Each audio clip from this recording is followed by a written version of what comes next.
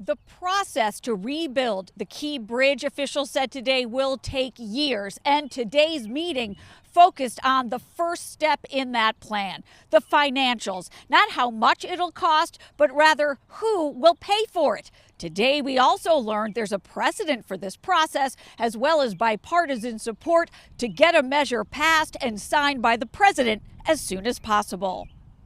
This is a tough one. I think we all know that. It's been a tough 2 weeks.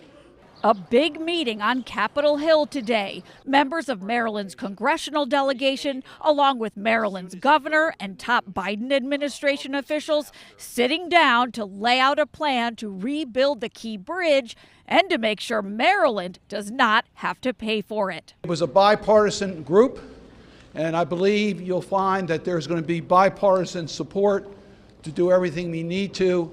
The first step is financial. Introduce legislation that spells out that the federal government will pay 100% of the cost to rebuild the bridge. The commitment is to make sure that the Key Bridge is replaced.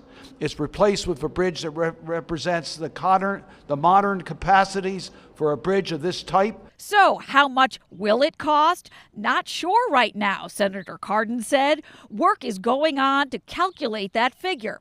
Republican Congressman Andy Harris said demands by the House Freedom Caucus have no place in this crucial first step, and he vowed to get the measure passed with bipartisan support. Look, there's steps in this process. The first step is about cost share.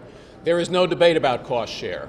You know, in this tragedy, Maryland should not have to bear part of the cost. That's going to be the focus of, I believe, the first piece of legislation that comes through. Senator Ben Cardin and other congressional leaders say they're using the Minnesota strategy following the process that was employed after a major bridge collapse in that state back in 2007.